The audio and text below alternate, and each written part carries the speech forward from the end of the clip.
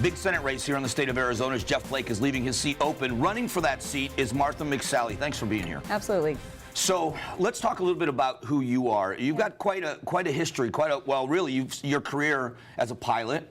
Talk about your military career. Well, I left home at the age of 18 to go to the Air Force Academy, served 26 years in uniform, retired as a colonel, and I was really honored to be the first woman in U.S. history to fly in combat and the first to command a fighter squadron in combat. I have 325 combat hours in the amazing Warthog, the A-10, which is our best capability to keep our troops alive on the ground, and 6 deployments to the Middle East and Afghanistan.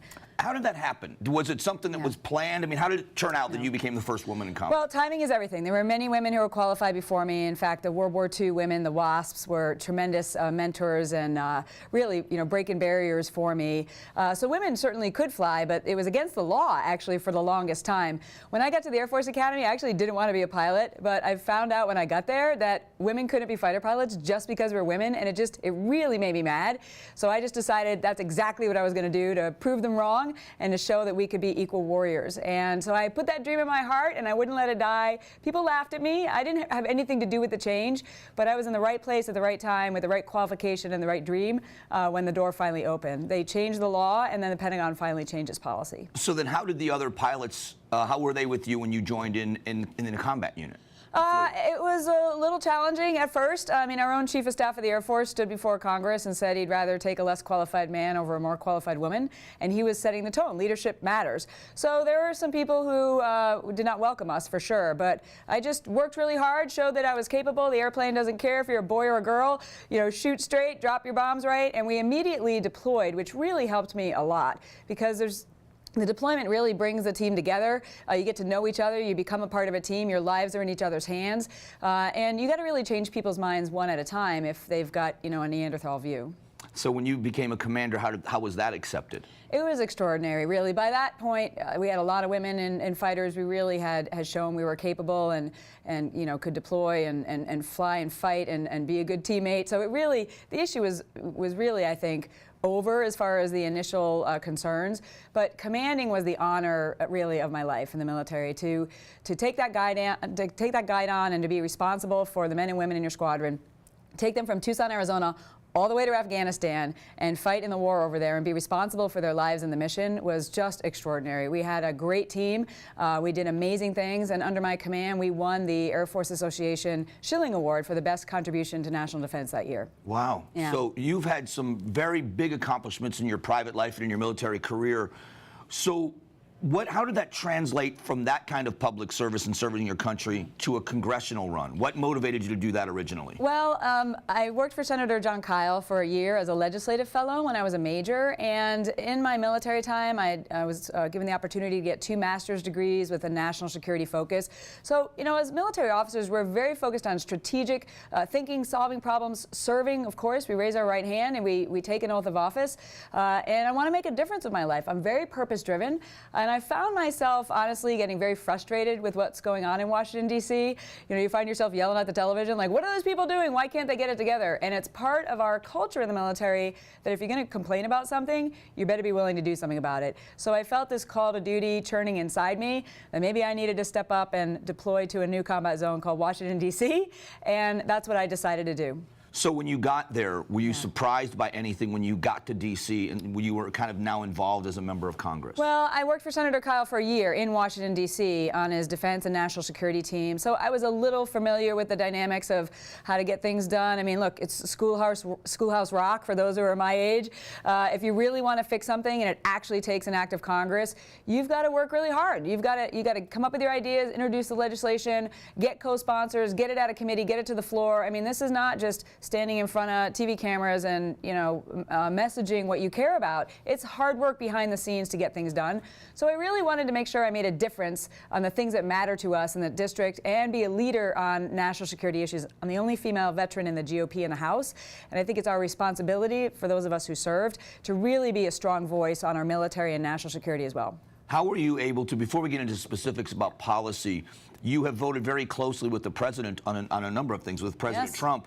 but at the same time representing a district in a part of Arizona that's a lot more liberal than Maricopa County, let's say. How are you able to balance the two of those? Well, it's, my decision-making process is one where I make decisions based on facts and try to do the right thing. There's all sorts of pressures there, but as the issues come up, I study them, I get good advice, I think them through, and then I vote for what I believe is the right thing to do for my constituents and for the country. And in each case, as bills come up, for example, repealing and replacing Obamacare, that's one that's a split issue in my district. But I'm watching Obamacare fail. I'm watching people not be able to afford health care, and I need to step up and show the courage to do the right thing, even though it came under tremendous resistance in my district, because it was the right thing to do for the district and for my country. And so that's the approach that I take. And as you look at, I voted more than anyone else in the Arizona delegation with the president as it's being measured. I look at issue by issue, and I am partnering with this president in order to rebuild our military, cut taxes, roll back Obama-era regulations, secure our border, and move our country in a direction that provides everybody opportunity. And I'm going to keep doing that. All right, we're going to have one more segment with Martha McSally, and she is going to talk to us about why run for the Senate. You got a secure seat in the House. We'll talk about the Senate run here in just a minute. Stick around.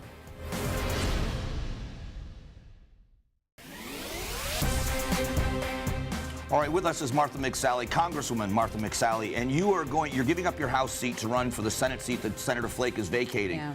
First of all, I'll say right away that one of the people I've respected most in politics in America is John Kyle. So that's not a bad person to follow into politics. What did you learn from Senator Kyle that's going to carry you into the Senate race? Well, I was on his team for an entire year in Washington, D.C., and I really got to see how he makes decisions, how he built expertise, especially on national security issues.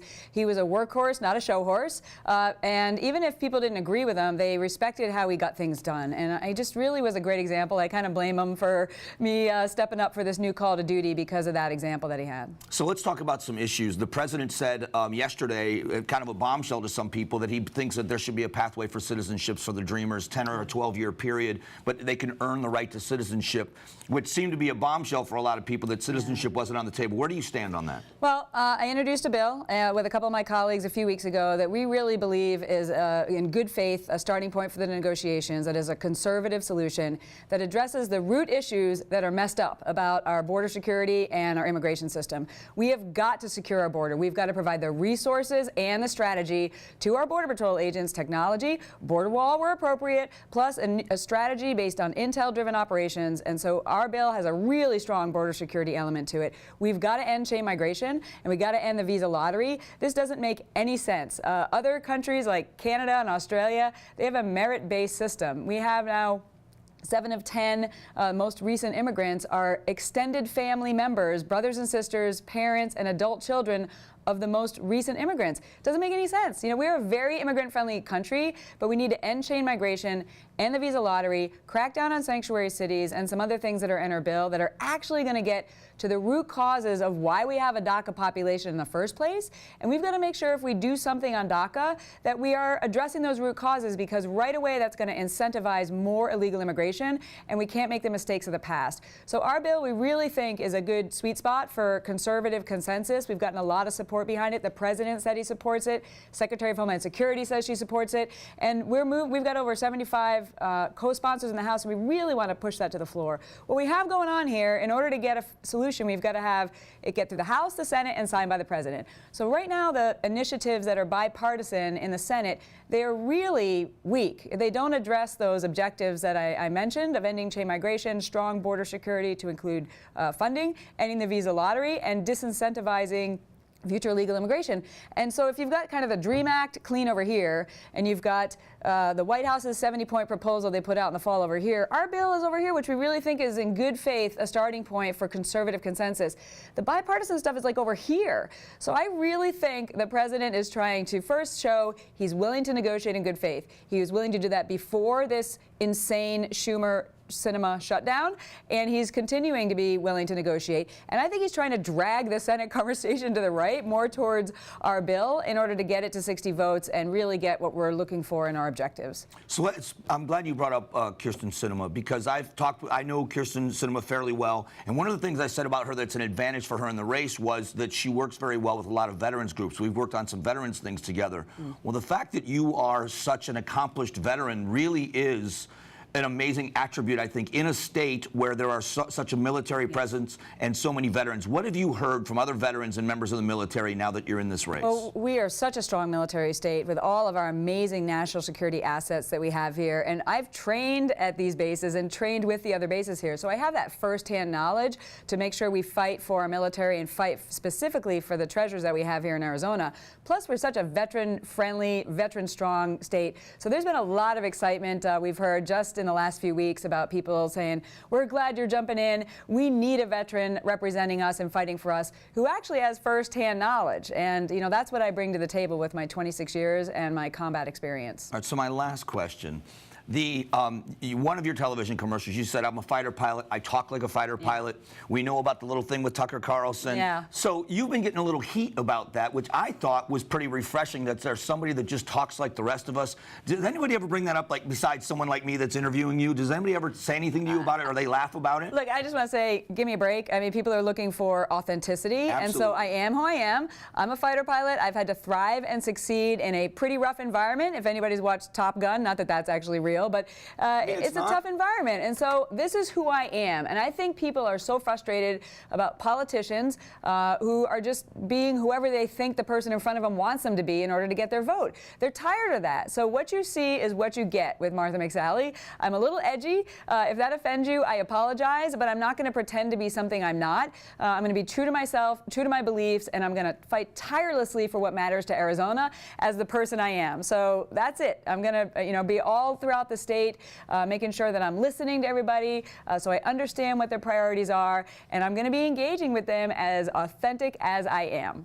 All right, Martha McSally running for the United States Senate for the seat that Jeff Flake will be vacating. The primary is going to be coming up in August, and so you got time to make your choice of who it's going to be with a three-person race as of right now. Yeah. Martha McSally, the veteran combat pilot, member of Congress. You're the one with the record so far that people can look at on the Republican side of the aisle. So make sure you do your homework, and I appreciate you coming down. Thanks a lot, Mike.